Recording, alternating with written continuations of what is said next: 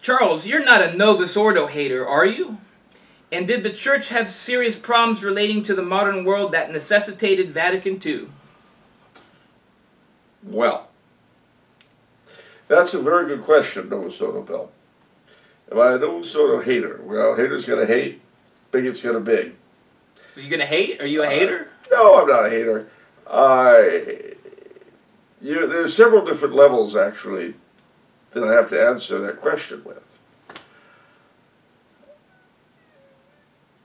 The first is that the Novus Ordo, as I experienced it, i.e. as was dumped on us, was horrible. And yeah, I hate that. The Novus Ordo, as it continues to be performed in most places, people clapping, which as Pope Benedict tells us, where there's applause, the spirit of the liturgy has fled. With insane, banal, stupid music, with people behaving as though our Lord wasn't there, all that I hate. And you won't see that at any Tridentine Mass, I promise, even if it's a low Mass done in 15 minutes by a hungover Irishman. But I have seen the Tridentine Mass done in Latin, eastward facing, reverently, with Gregorian chant and polyphony.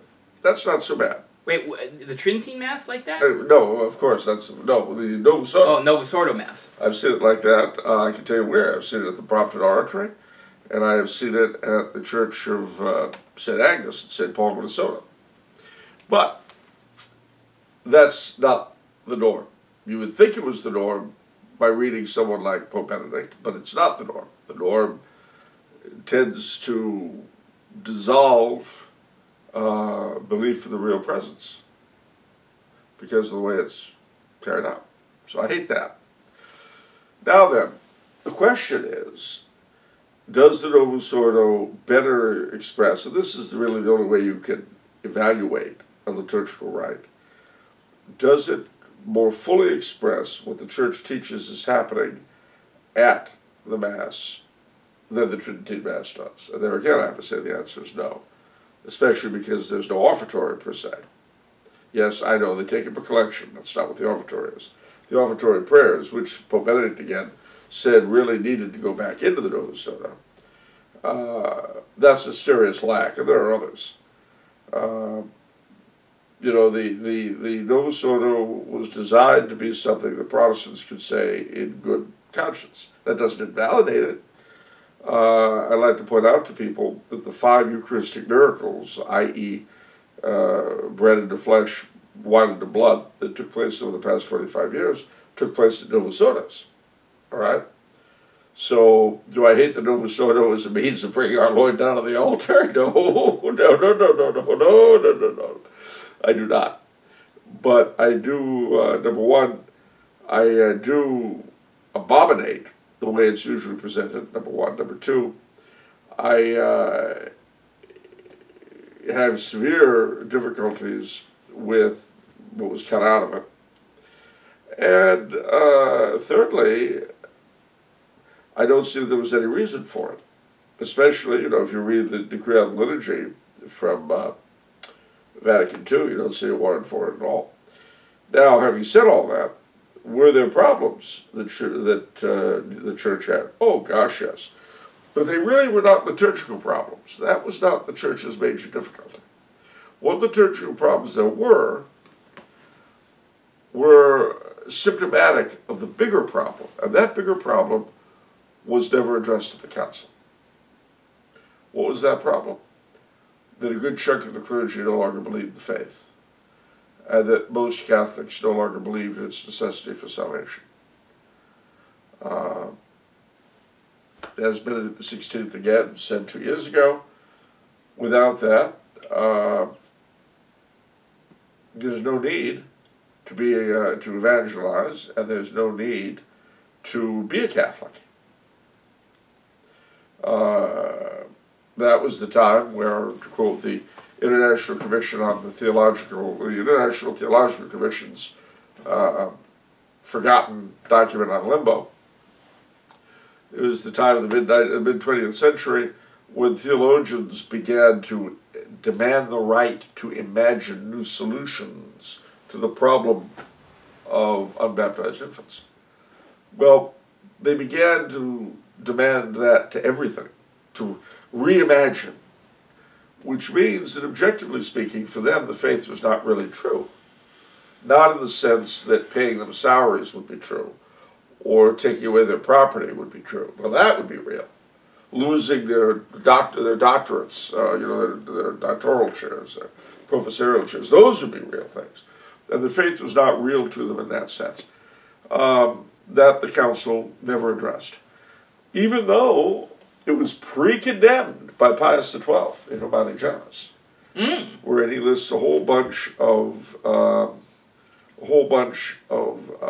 errors that were present in the 50s amongst theologians, one of which, he said, was making a meaningless formula out of the phrase, no salvation outside of the church.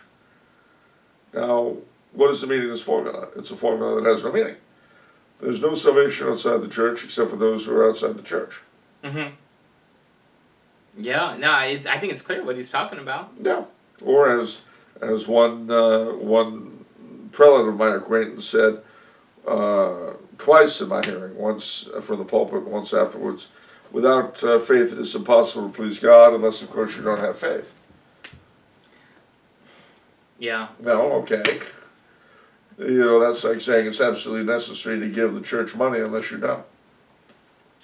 I'm sorry. Now I've gotten into reality. The whole money thing. Mm-hmm. So, that was never addressed. The question of who exactly is in the church and who is not was never addressed. The frontiers of the Orthodox, as you might say, were never touched on. And these are all important issues. Communism, which was certainly the major threat of the day, was not touched.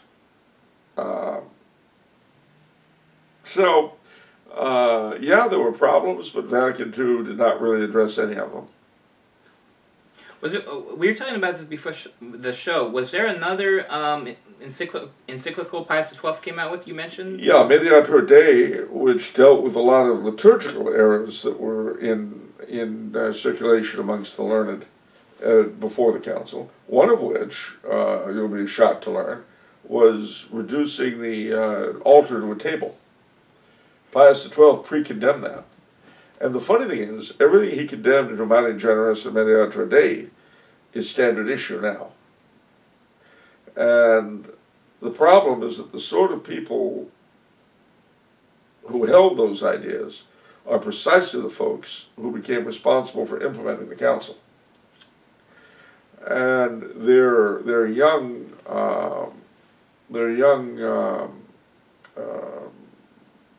henchmen amongst the clergy who did everything they could to break things up and smash furniture and so forth.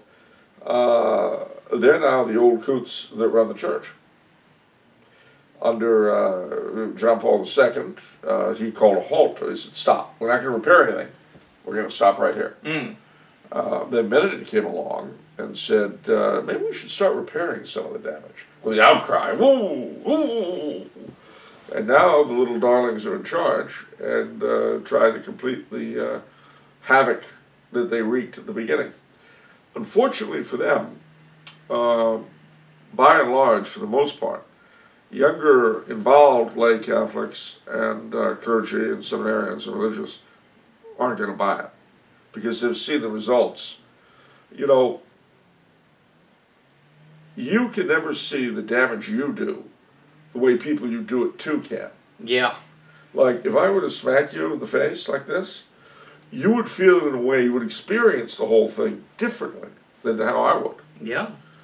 You would have a very different opinion of my punching you than I would have of it. Yeah, well, I think it's because a negative emotion, it like sinks it into your memory so much. Yeah, yeah.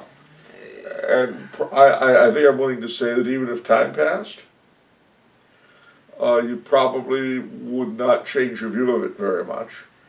And probably if I came up a second time when I was, say, 50 years older, and started to feebly lift my little fist toward you, I don't know if your reaction would be optimal. No, I probably would have a suboptimal reaction. I'm thinking, yeah. So, there's your answer.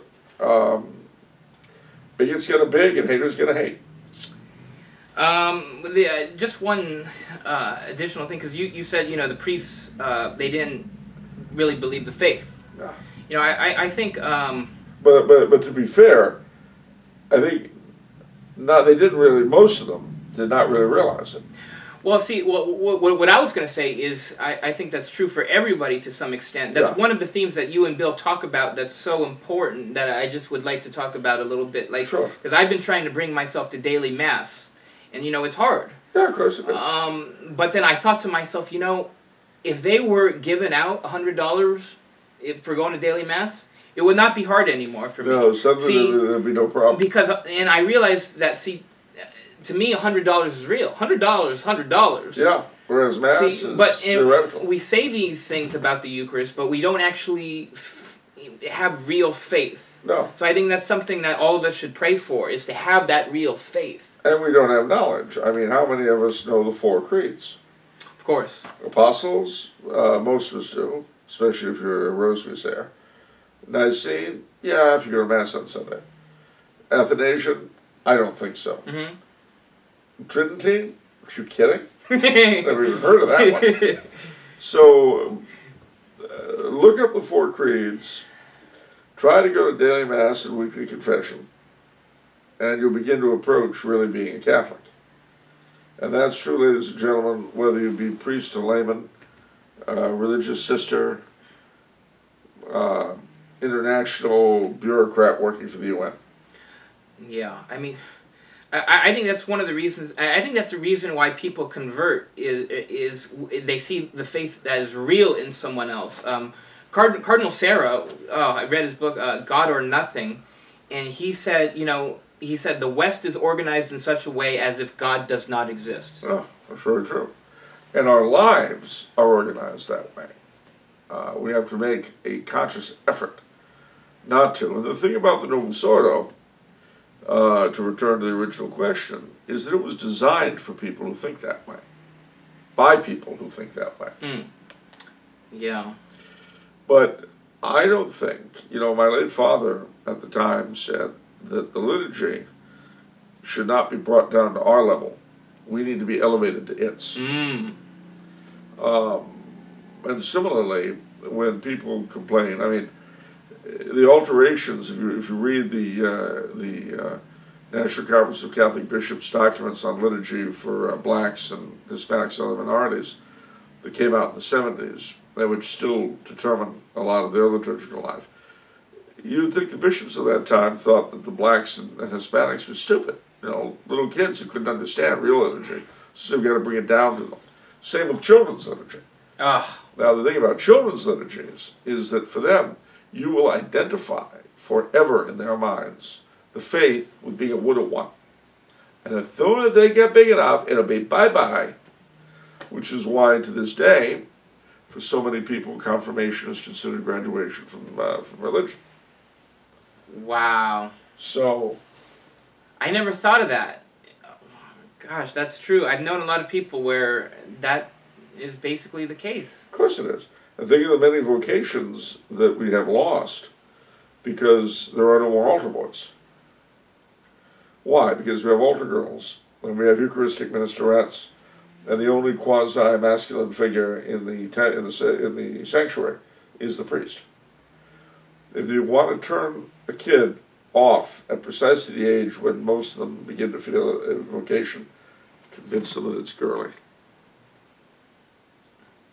So, how many vocations were murdered in the cradle by the way we do the liturgy? Do I hate the Novus Ordo? Not in the sense of you know, getting so angry whenever I mean, it's what I go to most during the week, most of the time. But do I like it? No. Do I think it has improved the life of the church? No. Do I know what I'm talking about? Yes. I've traveled all over this old world. The other thing the Novus Ordo did was it broke, by being in the vernacular, it broke the bond of Catholic unity. Time was when a Latin Rite Catholic could go anywhere in the world and be at home. The only difference being whatever language the sermon was in. And considering the poor quality of most sermons, that was a blessing. What? Anyway. I often listen to English language sermons, find myself wishing that they were in Dutch or something. But that the whole of Catholic folk life that was so dependent on the liturgy was blown to bits in places all over the world. So there you are. I hope that answers that question. Mm-hmm.